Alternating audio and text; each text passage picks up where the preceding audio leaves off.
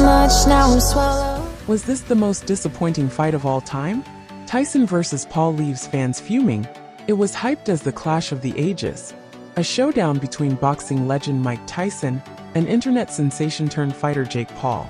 Fans flocked to see what was billed as a once-in-a-lifetime match, only to be left disappointed after 8 uneventful rounds. Instead of explosive action, the night ended with Paul bowing in respect to the 58-year-old boxing icon, a far cry from the knockout spectacle many had hoped for. Jake Paul, 27, faced immediate backlash for choosing to fight a much older opponent in Tyson, whose last professional match was nearly 2 decades ago. Critics argued the age gap was too significant, branding the fight as more spectacle than sport. Tyson, a former heavyweight champion, had not fought professionally since 2005, and even his 2020 exhibition match against Roy Jones Jr. couldn't fully prepare him for this. Fans hoping for a dramatic Tyson comeback were sorely disappointed. The judges' scorecards told the story. Paul swept the match with scores of 80-72, 79-73, and 79-73. Despite trading punches for 8 rounds, neither fighter managed to land a knockdown. Adding to the anticlimactic nature of the match, the rounds were shortened to just 2 minutes, totaling a mere 16 minutes of boxing.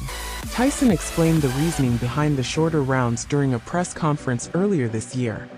"I wanted the shorter rounds because I wanted more action. If we only have 2 minutes, we'll fight more." However, fans weren't convinced.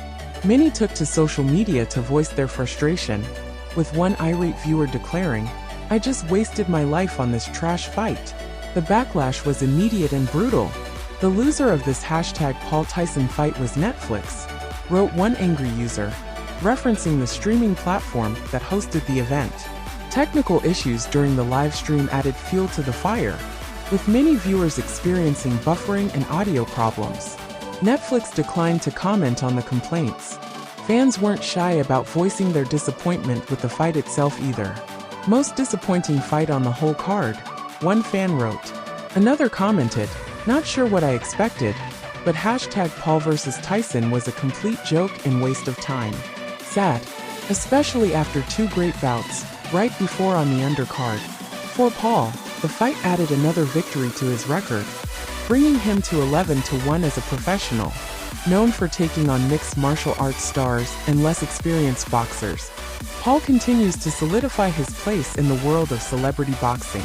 For Tyson, this marked his first professional fight since his 2005 loss to Kevin McBride.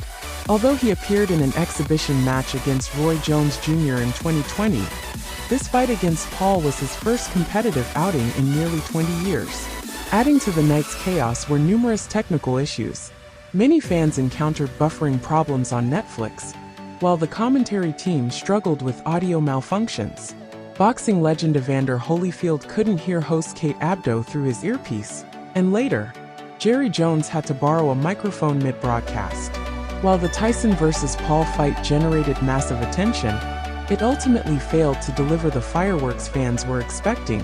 For some, it was a blatant cash grab. For others, it was a nostalgic but futile attempt to recapture Tyson's glory days. Either way, one thing is clear.